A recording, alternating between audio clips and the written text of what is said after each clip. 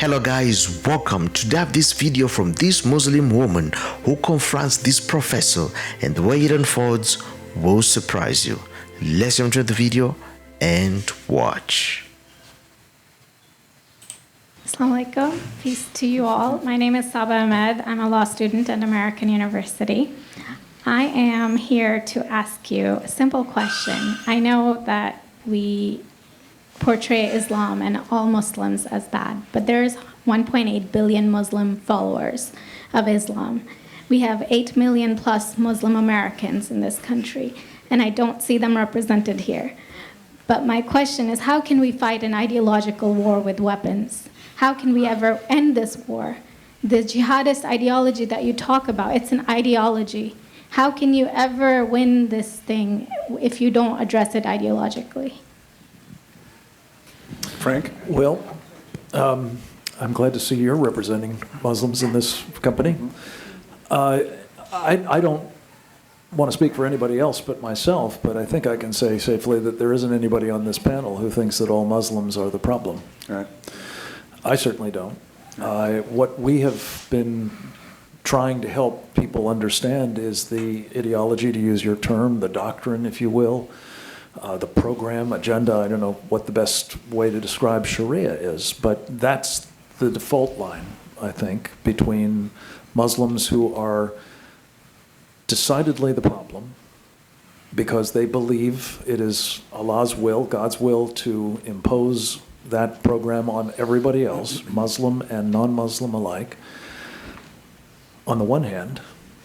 And on the other hand, you have lots of Muslims who don't follow that program, may not even know what it's about, don't speak Arabic, aren't imbued with the traditions of the faith as out of Saudi Arabia, for example. And they are not necessarily the problem, at least not yet.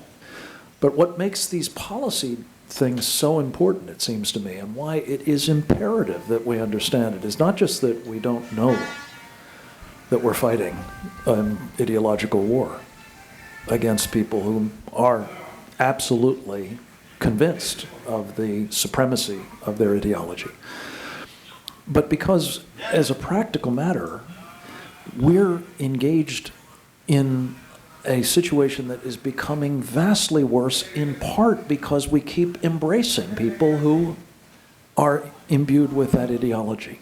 This is why I come back to this idea of legitimating and engaging and funding and arming the Muslim Brotherhood. These are exponents of Sharia. It is part of their agenda, very explicitly, to impose it, as I say, on everyone else. So I thank you for the question, and I think we absolutely do need to deal with this as an ideological war, at least in part, or at least understand that the ideology that is driving the violent jihad on the one hand, and every bit as importantly, what the Muslim Brotherhood calls the civilization jihad on the other. Many in the government, if they're thinking about this at all, are focused on the sort of dangling shiny object, dangerous as it is, of violent jihad. But they're missing entirely that other piece that I talked about in connection with Hosseinzadeh and others, which is the subversion, the not so much non-violent form of jihad as the pre-violent form of jihad, with which they hope ultimately to take us down just as surely as the others who embrace violent jihad seek to do. But at the end of the day, it is something that brings them together, whether it's ISIS, whether it's the Taliban, whether it's Al-Qaeda, whether it's the Muslim Brotherhood, whether it's dozens of others, is Sharia. And we do have to get that straight. Okay, so now I want you to listen to Bridget, the lady, as she gives you a response to this, to this Muslim, student. And I want you to pay close attention to her answer, because we're not living in a world where people are now focused on being politically correct instead of, addressing matters, the way they ought to be addressed. So let's pay close attention to her as she gives her answer. Yeah.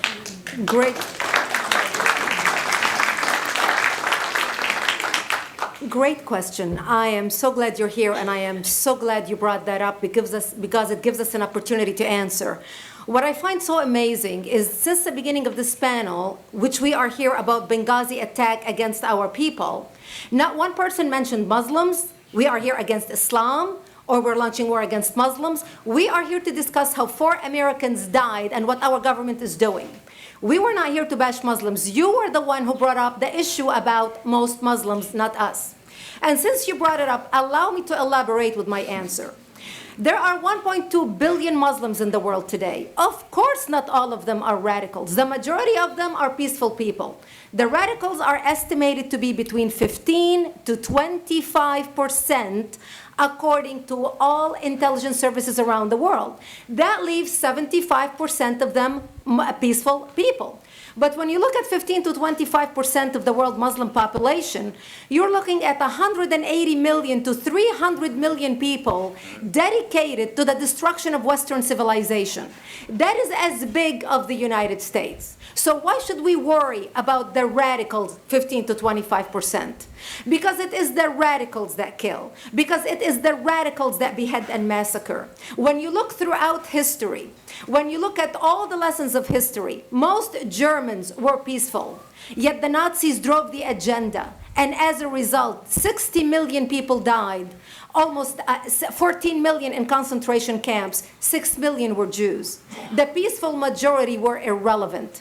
When you look at Russia, most Russians were peaceful as well. Yet the Russians were able to kill 20 million people. The peaceful majority were irrelevant. When you look at China, for example, most Chinese were peaceful as well. Yet the Chinese were able to kill 70 million people. The peaceful majority were irrelevant. When you look at Japan prior to World War II, most Japanese were peaceful as well. Yet Japan was able to butcher its way across Southeast Asia, killing 12 million people, mostly killed with bayonets and shovels. The peaceful majority were irrelevant. On September 11th in the United States, we had 2.3 million Arab Muslims living in the United States. It took 19 hijackers, 19 radicals to bring America down to its knees, destroy the World Trade Center, attack the Pentagon, and kill almost 3,000 Americans that day. The peaceful majority were irrelevant. So for all our powers of reasons and us talking about moderate and peaceful Muslims, I'm glad you're here. But where are the others speaking out? And since you are the only Muslim representative,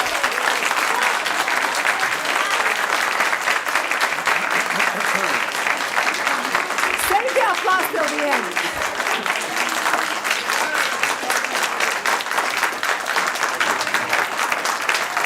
Thank you.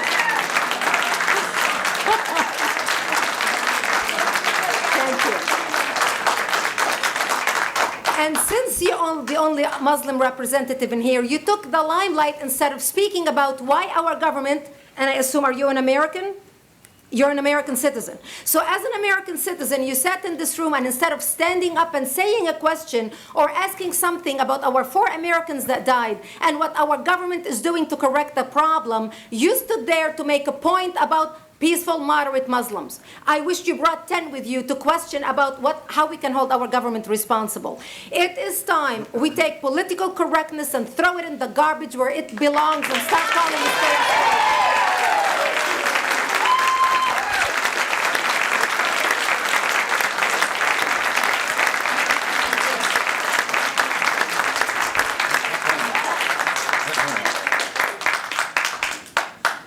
And there will be refreshments afterward.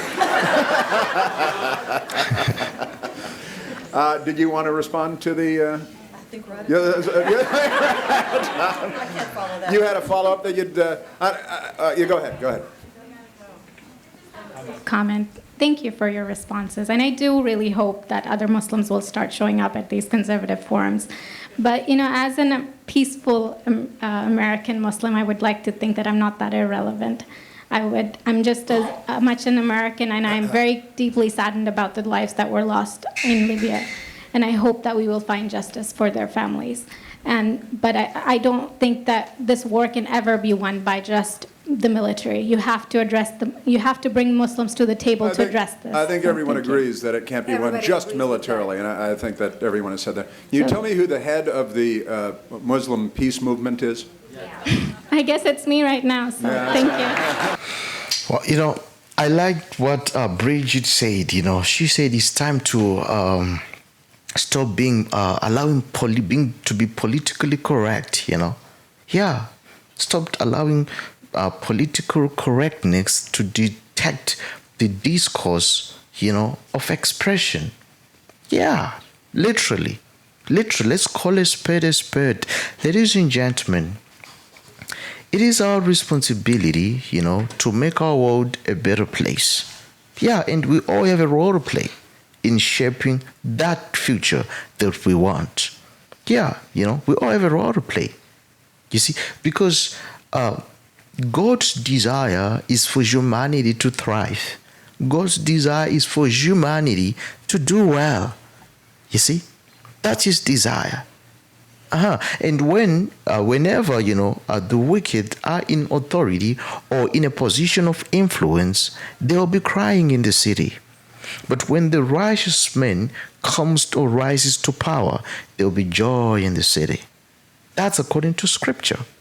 You see, literally.